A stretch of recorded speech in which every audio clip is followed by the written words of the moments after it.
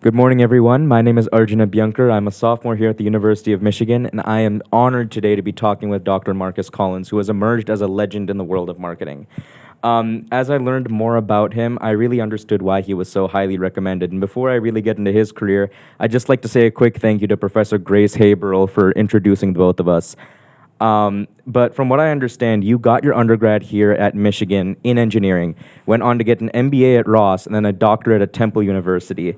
And over the course of your career, have really taken kind of academia and practice into action, right? Besides working with legends like Beyoncé and doing the iTunes+Nike sport music initiative, you've also gone and gotten some recognitions by the Thinkers 50 with the Radar Distinguished Achievement Award for the most likely idea to shape the future of business management. And perhaps for the audience, the best way to really describe Dr. Marcus Collins' impact is to tell you how he started his Thursday morning just last week. Started it off with CBS Mornings, talked with the Marketing Academy, followed by a chat with Triptych, and a talk with the inaugural Black Week, an event concerned with the access and equity in entertainment, and capped it off with an interview at Yahoo Finance. Thank you so much again for being here with us. That was an amazing introduction. I am super, super grateful. Awesome. So before I even really get into the crux of your work, I'm fascinated with how you managed to achieve so much both academically and creatively at the same time. Can you tell me a little bit more about that journey? I think the academic side was fairly recent relative to my career. I started as an engineer because I thought that's what I was supposed to do and thought it was what I wanted to do. I liked math and science in high school, so engineering felt like the logical step forward. When I got here, I realized that as much as I thought engineering was interesting, I wasn't terribly interested, at least in what I thought the career trajectories were for engineering. So I went back to my parents, I don't think I want to be an engineer. And they were like, we don't care. You're going to be an engineer. So I finished my engineering degree here and then went into the music industry. And truthfully, in my mind, I would never step foot in another classroom again. Because in many ways, I feel like I suffered through school and in college, not because of the topic. And that's what I erroneously thought at the time. But really, I didn't know how to learn. I had to learn how to learn. In a way that was critical beyond sort of retaining information and regurgitating it. And not to speak disparagingly of my formative years of education, but I just didn't have the sort of interrogation skills I think are necessary to be a really critical thinker. I had to learn that later on. So for me, academia wasn't anywhere on my radar at all. Never thought I'd be in a classroom again. And it was really through force of a failure that I came back to school to get my MBA, at which point I started to engage in the scholarship, but only superficially, honestly. It was very much in service of practice as opposed to in service of understanding. And it would be years later that would change in a very, very dramatic way, such that now I find myself in the world of academia and contributing to the world of scholarship.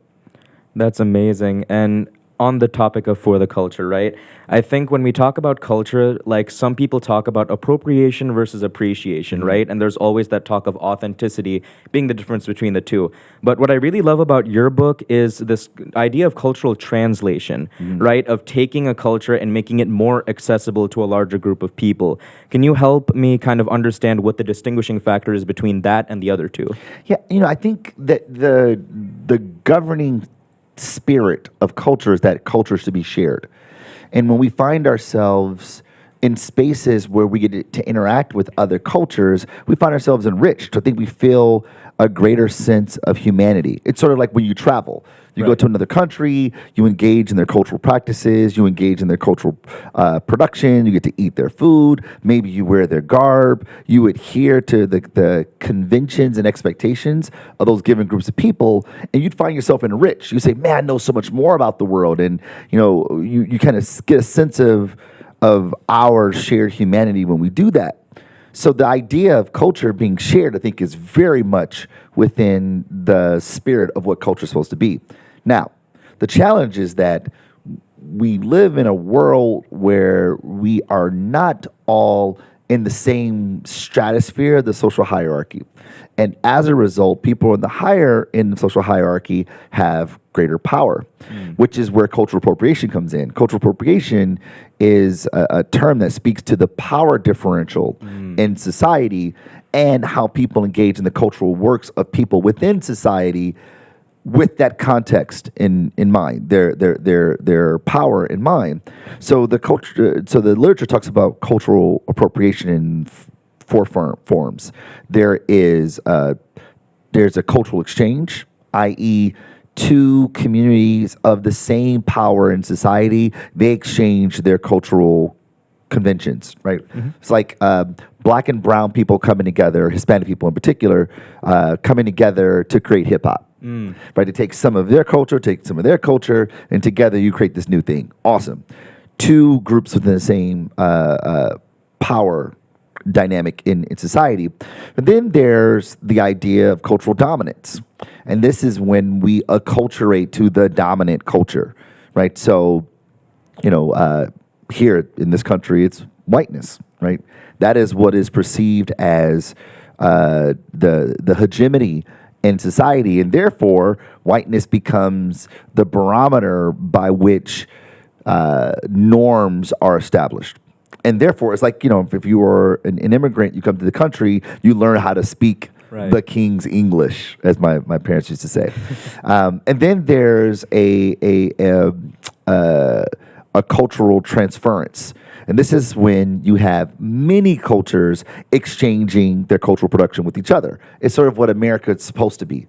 Right. You got, it's like I can have Greek food on Monday, Italian food on Tuesday, Indian food on Wednesday, sushi on Thursday, right? It's like, I get to exchange or engage in all these different cultures, and we're exchanging them in ways where there's a transference between all of them. The fourth form of cultural appropriation, I would say, is far less benign than those other three, because the fourth cultural appropriation, it deals in the power differential that we know of cultural exploitation. And this is when groups of people, communities that have greater power in society, they take the cultural markings of another group of people and rework their meaning. They give it new meaning as if there wasn't meaning beforehand. Sort of Christopher Columbusing people's culture, which we know quite well. And in doing so, you essentially rob the integrity of the original creators. It's sort of, you erase them completely from existence when we take their cultural markers and give it new meaning. It's like, when kids were going to Coachella wearing Native American headdresses because it looked cool. It's like, no, these are like sacred artifacts, not cool. And it's because of this lack of appreciation that we find ourselves exploiting the cultures of others. So you've got cultural appropriation, which is the reworking of meaning. We got cultural appreciation, which is when we show respect and honor to those meanings and engage accordingly.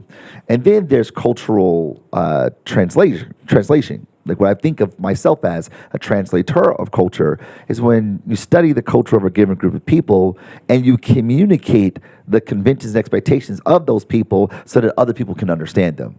So you go, oh, got it. That's why they wear their clothes the way they do. That's why they talk the way they do. That's why they act the way they do. That's why they eat what they eat. That's why they worship the way they worship. And the better we understand other people's culture, even if we don't choose to engage, even if we don't truly understand it or agree with it, the better we understand it, I think we create for a more civil society. One, two, and considering we're at a business school, I think it creates greater opportunity to engage in commerce in ways that are both ethical and meaningful. That's amazing. I mean, one of the things that really struck me when I read your book, whether it be your example of working with the beehive, right? Or whether it be the story of Patagonia, where it really started with a good intention that then blossomed into a larger company. For those who are unfamiliar with the Patagonia story, it was about a guy who wanted to rock climb without defacing the sides of the rocks, right? So he made his own gear to do so, and that's kind of what started up the company.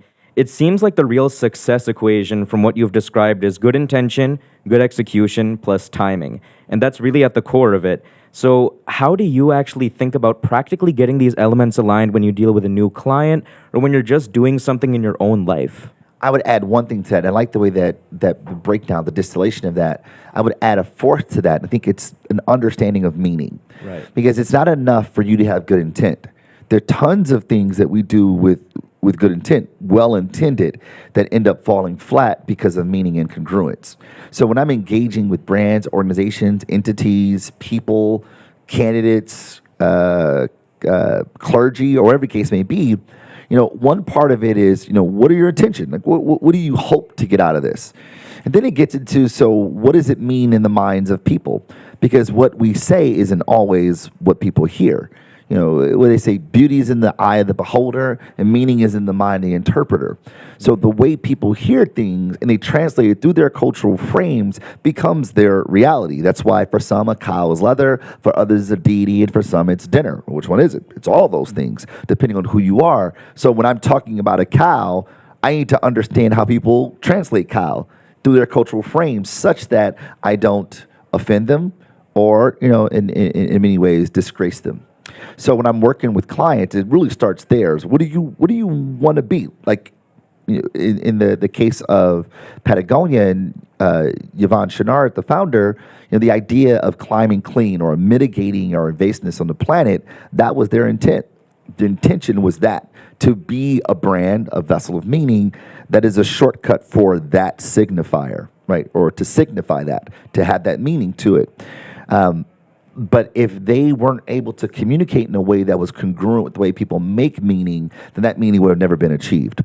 So it's about understanding who we are, how we're seen in the minds of people, and then how do we use the tools, the media landscape at our disposal in an effort to catalyze those connections in ways that get people to adopt behavior. That's amazing. I mean, especially when you're talking about who we are, right? Like, one thing I wanted to understand with culture is, what do we do when it kind of veers off course? I mean, for example, you talked about being a proud Wolverine, and I feel that as well. But if you've been at Club Day, there are some people you spend 10 minutes with and some you spend 10 seconds, right? Sure. Because you can just kind of get a sense of the culture immediately.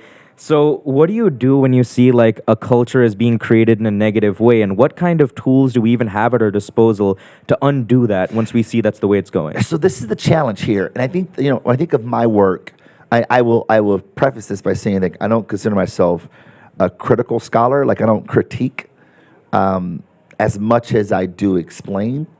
There are scholars that are way better at that than I am. So I sort of stick to my blacksmithing, what I do well, or do seemingly well.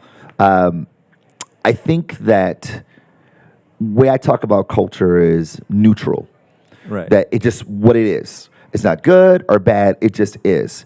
Because I feel that our anemia with the understanding of what is, of the underlying physics of humanity, is so anemic that we got to just start there before we can say what's good or bad. Before we start labeling things, but starting with like why things work the way they do. So when I talk about culture, I really don't talk about culture being bad, because that is an appraisal that itself is culturally mediated. Right. Like for instance, one would say that we're in the political sphere at the moment, so it makes for a really easy example. One may say that being a liberal is bad, depending on how you see the world. Where someone may say that being a conservative is bad, depending on how you see the world. Some may say, that the world in which Vice President Kamala Harris wants to shape for the United States is one that is incongruent with what a good culture might be.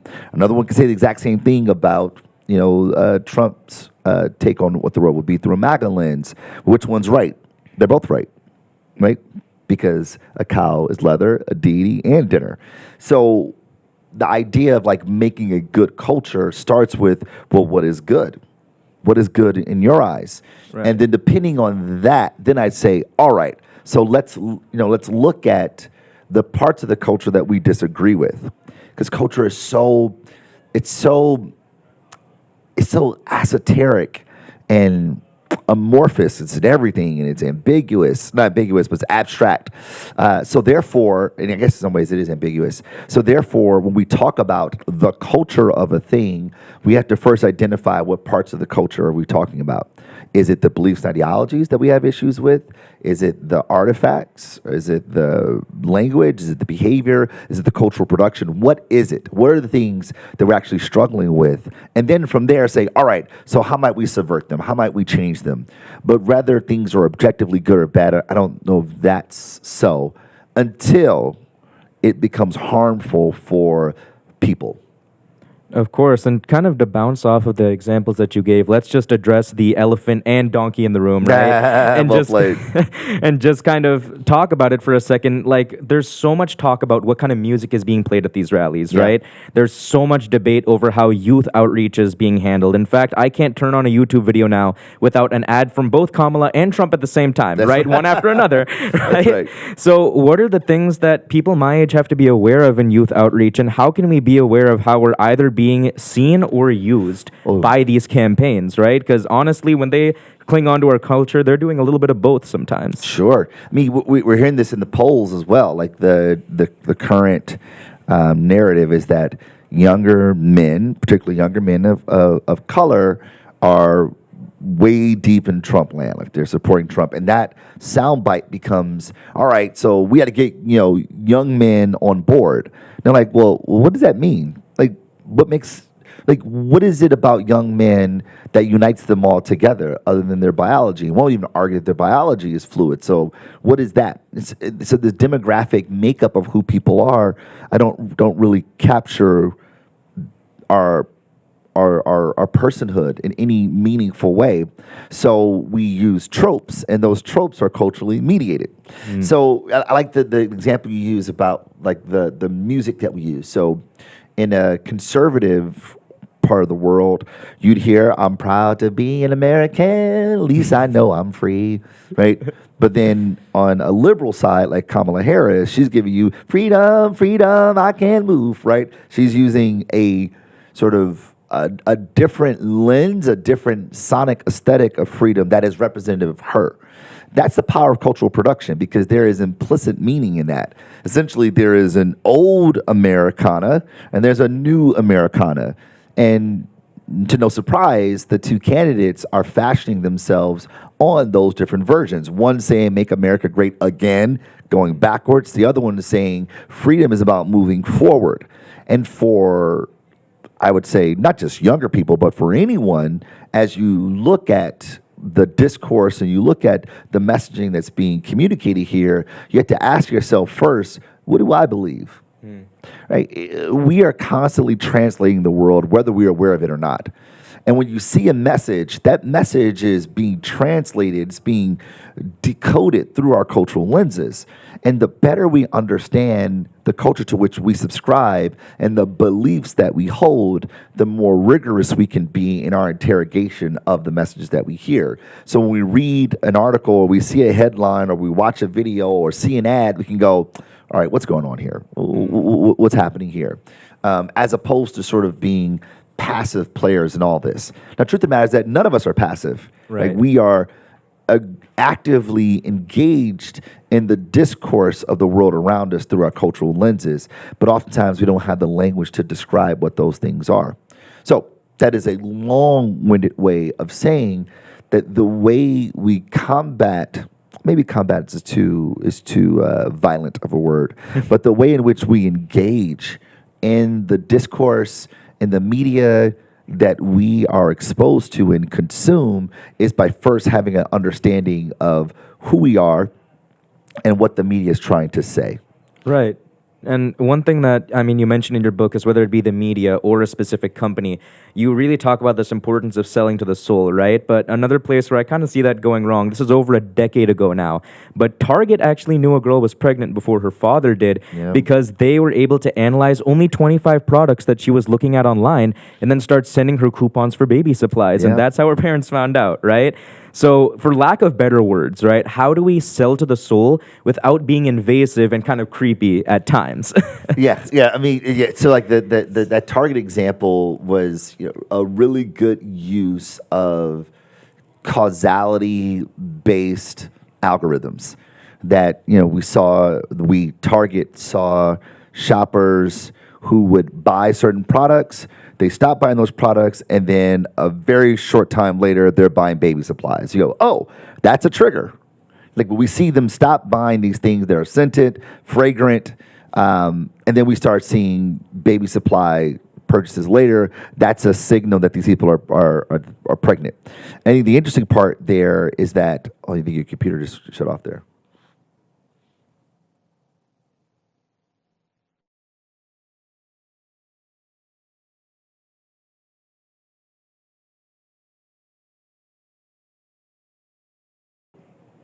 Oh, good. Okay, cool. So the interesting part there is that when an analyst sees that data, they translate and go, "Oh, here's what it means." And I think that's the important part when we think about using information to influence behavior. We are essentially looking at data and translating it, right? We are translators in that way. Right. So one would say that, oh, they were being, invasive, they were spying, they were breaking privacy, implicit privacy agreements, and they're doing that. It's like, well, no, they were using the data that you allow them to use, you being consumers in Target, and being really good stewards or really good analysts to be able to make meaning of that data. And I would say that, what is that good or is that acceptable? It depends on you. Right. Right. It depends. So then the other side to this is that, we leverage the behavioral sciences to get people to move. It can be easily equated that we are manipulating people. It can be easily translated that like, oh, we are getting people to do things against their will. Right. And I think that those are nefarious uses of these skills that the behavioral sciences empower us. Instead, the idea is how do we get people to do things that they already want to do? How do you get people to do things they are trying to do? How do you help people do things that they aspire to do? That's being a good steward of that knowledge, which is why when I teach my strategic brand management course here at Ross, the last class is always about brand ethics. Because now that you know these things, now that you're empowered, now that you have these skill sets to influence behavior, you are now obliged to do it with a great sense of responsibility and ethical expectations of people like us. So back to the idea that I think that these skills are neutral in what their abilities are, right? They're not good or bad, they just are. What's good or bad is the intent of the users and the outcomes that come from it. Right. And one thing that I think you mentioned a little bit even earlier in this talk is you have to kind of know who you are to have the meaning to know how to do those things effectively, right? In fact, I think one of the wordings you used was, I am, therefore I do, instead of I think, therefore I am. Yeah. Right? How do you think that idea of identity also kind of plays into what you just talked about? Sure. I mean, our culture is anchored in our identity, who we are. And because of who we are, we see the world a certain way and navigate life accordingly. So the idea of I am we believe this, therefore I, is sort of a rubric that I wouldn't say predicts, but it certainly inclines our behavior to a certain thing of what's acceptable for people like us. So if I am a marketer, if I'm a leader, if I'm a manager, if I'm a candidate, my idea is that like, well, I believe the same things you believe. So I'm going to preach the gospel in such a way that people go, oh, that guy's one of us. Right. Oh man, like that's our guy, that's our brand, that's our company, that's my favorite artist, that's my whatever. Not because of what they do, but because of who we are and how we collectively see the world. And it's that lens, I think, helps us engage people in meaningful ways. Now, can that strategy be used to get people to do awful things? Absolutely. The literature's, told us, researches has given us evidence of this, that the same things that get people to buy sneakers are the same things that get people to join ISIS. Like it's the exact same thing. It's engaging people based on their convictions as opposed to value propositions. So instead of saying, hey, these sneakers are comfortable, they'll help you run faster and jump higher, you're going to, no.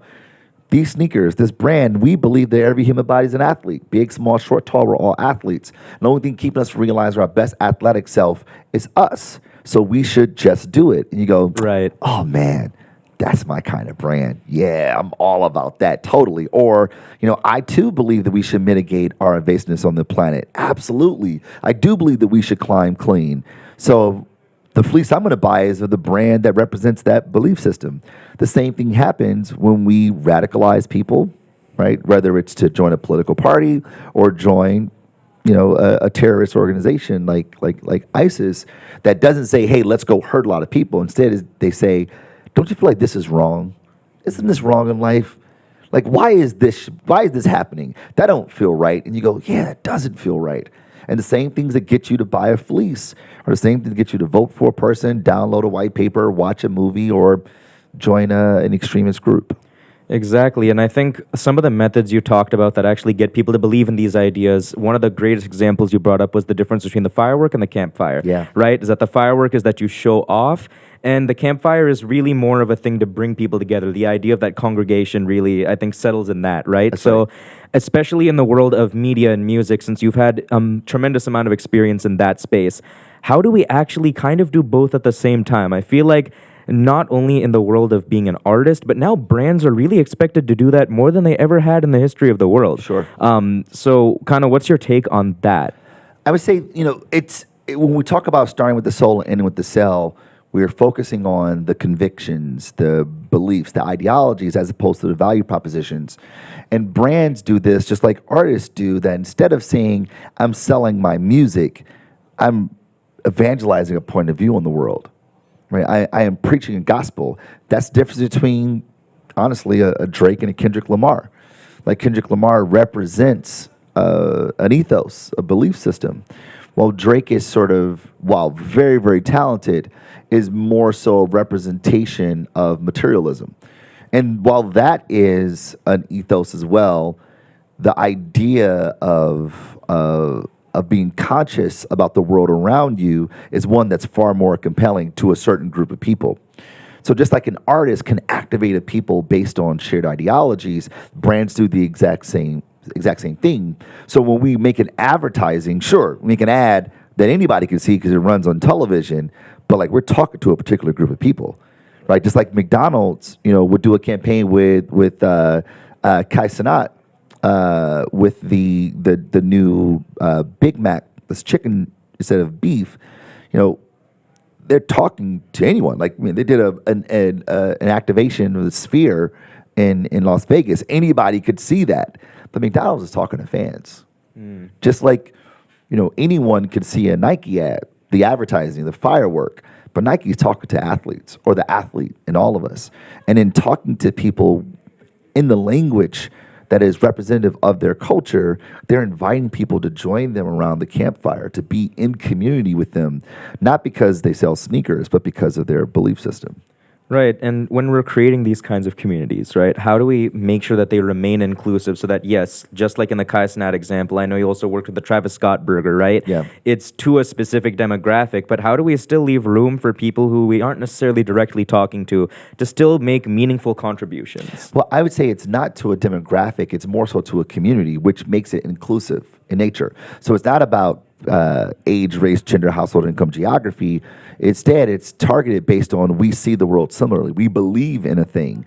And that belief system is not predicated on our veneer, right? The hardware in which we governs our behavior. Instead, it's based on the software, the operating system, our beliefs and ideologies, our identity that shapes the way we see the world, ultimately how we navigate through it.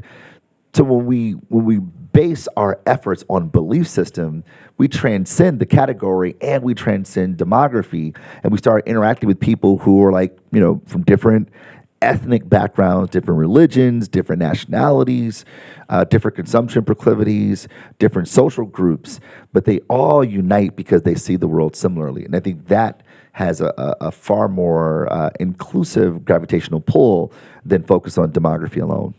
Exactly. And when you're trying to do something new, right, there's always this idea of the first mover advantage. But I've really seen that there's also a first mover disadvantage, right? Like Yeah. I'm looking at all of my Indian brothers and sisters who didn't want to do engineering or medicine, Yeah. right?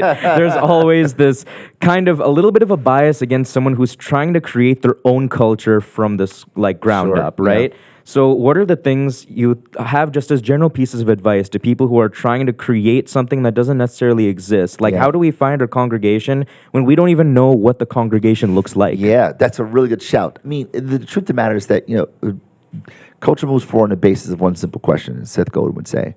Do people like me do something like this? The answer is yes, we do it. The answer is no, we don't. And that's the case until someone's willing to look silly just for a moment. Someone's willing to break the conventions of the orthodoxy of people like us, if just for a moment, and do a thing that might seem weird on the surface. You go, huh, what was he doing? Oh, wow. Huh. Okay, that's not that bad. And what happens is that when we observe it, we then enter the discourse of people like us and negotiate, is it acceptable? Is it okay for us? And that negotiation process is how culture is created. Culture is negotiated and constructed by people within the community, and then we decide what conventions and expectations are acceptable for us. But it requires someone being willing to look silly just for a moment. And I say silly, I mean being socially deviant just for a moment.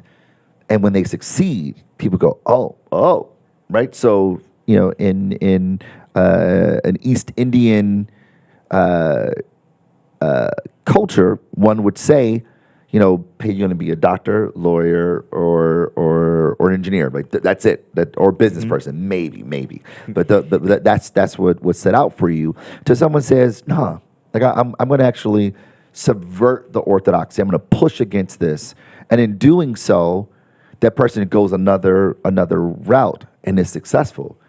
And in that person's success creates the exogenous shock to the system, the catalyst that the community goes, okay, all right, I guess you could be that too, because you can still be successful. And now it creates new opportunities for other people to pursue that.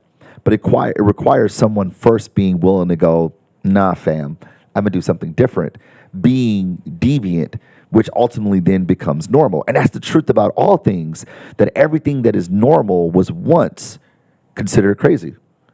Everything that's normal was once weird until it became cool, until it became acceptable. And that idea of becoming acceptable was only achieved because someone was willing to be silly, to be fringe, to be weird, if only for a moment. Right, and I think the idea of being weird and kind of going off the beaten course, that's the spirit of entrepreneurship, right? That's right, yeah, totally. That's why, like, so many of my friends and I, I'm in two entrepreneurship classes right now to complete the practicum. But, one thing that I'm wondering is my generation has been told that we aren't going to have one job for a decade at a time. That model is kind of gone. We're jumping from job to job every couple of years. So how do we actually look for cultures or create things on our own that, we can really be proud of? What are the cultural kind of keystones we need to put in place and expect from the people we work with, in order to make things actually, pleasurable and fair? Yeah. Well, I agree with that. I agree with the idea that you go to work for a company for 30 years and retire with your pension and your gold watch. I don't those days are I wouldn't say they're done, but for most of us, for many of us, it's not the case.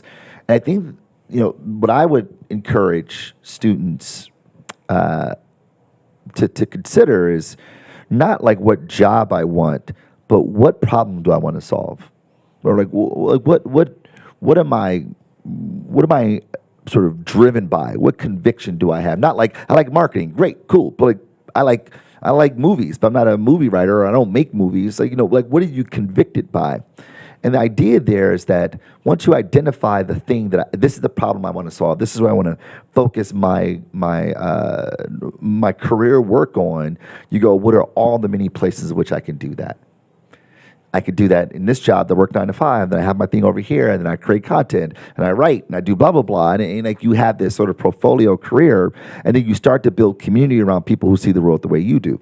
You build community around people who believe what you believe.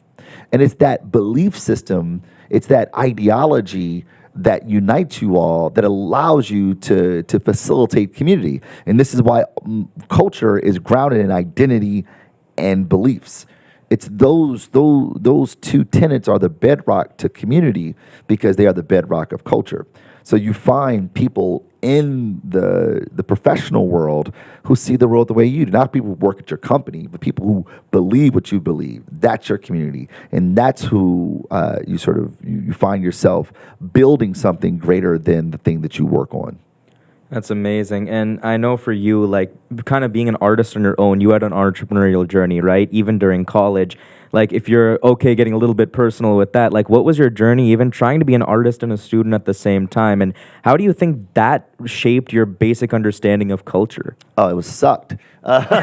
Because I was an engineering student and I was trying to be an artist. And in my mind, those two worlds were not congruent at all. They didn't talk to each other at all. And that was myopic on my part because I thought about engineering in a very confined, narrow way. And it wasn't artistic, it wasn't creative. And I thought about music as a form of creativity, a form of expression, and they didn't talk to each other at all. I mean, that was a long time ago. But since then, it becomes very clear that I could have been a better musician if I would have actually been a better engineer, and vice versa. Honestly, so the way that I see it is that I struggled bringing the two together because in my mind they were antithetical in many ways, and what I found, having since graduated and gone on to do different things, that I am better at my job today because of the bricolage of all these pieces that are me. The engineering side, the music side, the practicing side as a marketer, the scholarly side as an academic. It's the intersection or the convergence of all those pieces that help me see the world in a very unique way. The intersectionality of those identities and those experiences help me have a point of view in the world that is uniquely mine, and prayerfully, God willing, inshallah, can be beneficial to the people with whom I work. Exactly. And, it's interesting the way that you talk about, like, your journey. A lot of people that I think today who would be doing something similar to you, social media is really the big catalyst to make all of this stuff possible, right? So one thing I'm wondering is, like, what's your kind of advice to turn likes into livelihoods, if you will, right? Because we have been, like, told that if we kind of make a big social media, we kind of make noise there, that all these opportunities are just going to come. Many people realize very soon that that's not necessarily the case, right? Especially now that these platforms are under so much fire for not even paying people fairly to begin with. Sure. So kind of what do you really have to showcase on something like social media, which is so saturated, so attention grabbing all the time, in order to get people to, like, really connect with you when they're scrolling past in, like, 10 seconds if you're not giving them something valuable? On the surface, we look at the metrics of social networking platforms and it becomes a shortcut for popularity. It's an attention-based economy. If you have 1 million likes, you're killing it, right? If you have 1 million followers, you're killing it. And you're right, there's great value in having an audience and having reach, 1,000,000%. Marketers pay a lot of money for it. On the other hand, there are people who don't have great followings, but have deeply engaged people. And those two things are not necessarily binary. There are people who have, like, millions of followers, those people are engaged, awesome. But then there are people who have millions of followers and they're not terribly engaged. It's just like, oh, that's cool. But those people can't get those people to move, can't get those people to vote, can't get those people to download, can't get people to buy. But there's folks who don't have that big of a following, that is, their engagements aren't through the roof, but people really believe in what they do and what they talk about and what they say. And those people are more inclined to adopt behavior and go preach the gospel on their behalf. So I guess the so what, the calculus and all that is that, fame can be profitable for sure, but influence is greater than all of it, I think. And if we can influence people to adopt behavior, then we find ourselves in a rare space. Not just people to like our stuff or watch our stuff, to get people to act because of our stuff. I think that's the world. That's a place where we want to be. So I would say, think about the social networking platforms for what they do. They are an environment for social exchange, for discourse, and many times we can create the exogenous shock to the system that catalyze that discourse. Great, call it popularity, call it self-relevance, et cetera, et cetera. But in that space, our job, particularly in the world of marketing, our job is to get people to adopt behavior. So we ask ourselves, what behavior you want people to adopt? If your behavioral goal is to get people to watch things, great, go for that. But if your behavioral goal is to get people to buy, to download, to watch, to vote, to recycle, whatever the case may be, that's what you should base success on, what your intended outcomes are. Exactly. And I think like one of the things that can really lend to that is the aspect of customization, right? Is to make every single person feel like they have a unique experience, even if there's a crowd of thousands or millions of them, right? And as something becomes bigger because people really believe in it, right? Like, especially with your Beehive example, how did you kind of approach that without making the core fans who really started it all feel kind of left out or feel like saturated in the mix? Like, did they have to kind of feel like they were really seen, especially in that case, or that they were kind of called out more than the other people that joined later? How do you remain loyal? Well, in the case of the Beehive, is that they built their own community. Right. We were trying to start a fan club, an online fan club, and they had built a community. And those differences are drastic. Fan clubs are people who like similar music or maybe like similar artists. Fan clubs, we are a fan of a thing, fanatics of a thing. But community are people who see the world similarly, engage in the world similarly because of that shared belief. And in the case of Beyonce and the Beehive, Beyonce's music was essentially the cultural production of the community, which is so greater, far greater than people just being fans. I mean, we see this evidenced in the world of Taylor Swift and Beyonce just last year with the Renaissance Tour and Eras Tour. People were showing up, exchanging artifacts, bracelets. They were doing the thing they knew to go on mute when Beyonce said, everybody on mute. Like, they knew all the things to do, not because they were fans of the music, because they were a part of something greater. And for me, my experience with Beyonce was actually from a failure that what we're trying to build, at least what I was being charged to build with, is to help sort of foster the fan club. But what was more powerful was the community. And the team, rightfully so, decided to cut bait on investing in a fan club and started to invest their efforts, their time, their resources in the community.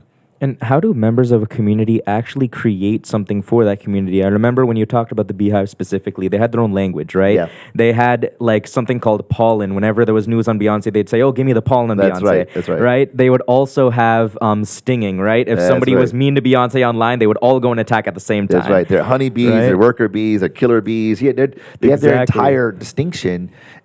And every group of people that we find ourselves a part of, we do the exact same thing. Like, it's not about the commerce, it's about the community. And people within community, they decide what's acceptable for people like them, and to remain good standing citizens within the community, people act accordingly. That's really, really powerful. And it's that level of understanding that helps us see the difference between audiences and groups of people that abide by the same cultural subscription. And kind of, are there any final thoughts you have for just anybody who's young at the beginning of their career in the crowd? You pivoted so many times in your career, Yeah. right? But you still remained like with a very high level of excellence throughout each pivot, right? So how do you actually maintain something like that? How do you keep changing what you want to do, but never sacrifice the quality of what you want to do while doing it? I would say that I always wanted to be great in whatever I was doing. It wasn't enough just to do it. I wanted to be dope. I really wanted dopeness. And while I think that in some cases I was better in some things than I were others, I really applied myself to be the best version of myself.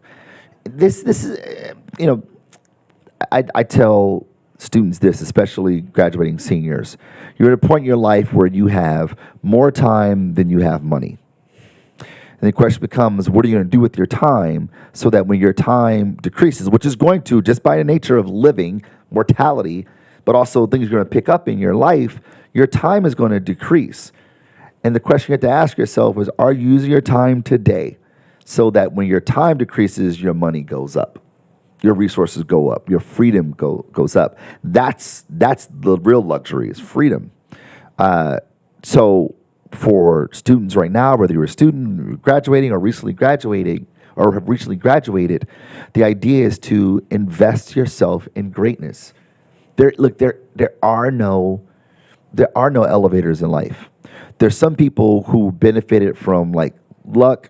You can't predict that. You can't, strategize for that. Serendipity, divinity, call it what you want. But for most of us, we got to take the stairs. And if we don't take the stairs, we put ourselves in peril of jeopardizing the things that we actually really want. So if you want it, you got to do the work, right? Look, I don't think there's anyone out there. You go right outside and you ask anyone, show of hands, who wants a six-pack? Everyone would be like, me, I want a six-pack. Shoot, I'll take a six-pack. Totally, right? All right, then it's like, all right, cool. So here's what you got to do to get a six-pack. Stop eating pizza, run, work out, eat well, blah, blah, blah. And people go, ooh, man, I don't know about that. And which is why most of us don't have six-packs. I think the same thing goes in the working world, in the social world. The things that we want, it requires a level of discipline, a level of investment. And I think that, be it good or bad, throughout my career, I just tried to invest myself in the things that I really cared about because I wanted to be great. That's amazing. Are there any kind of final thoughts you have that you want to leave us with? Anything you think is just important to really understand the impact of your work? Yeah, I wrote the paperback version of the book came out in September, and I wrote an epilogue to it. And the epilogue kind of details what I learned since writing the book. And it was this, and we kind of hinted to it at the beginning of the talk, is that the world isn't objective, it's subjective, right? Is it cow leather, deity, or dinner? Is a rug decor? Is it a place of worship? Or is it a souvenir? Well, it's all those things, depending on who you are and how you see the world, which means, for me at least, that the world is subjective. So therefore, your truth is just as valid as my truth, even if they are conflicting, and if we don't agree. And so long as your truth doesn't mean my oppression, my eradication, my erosion, my subjugation, then we can rock, right? In fact, your perspective only adds another stroke to the canvas that is life, to help us get a better understanding more vividly of social living. But that requires a level of understanding that helps us get there. That understanding is culture should be bringing us together, not pulling us apart. But it requires us sort of mitigating this idea that our belief system is objective as opposed to subjective. Thank you so much for your time. Really appreciate it. My pleasure. Thanks for having me. Of course.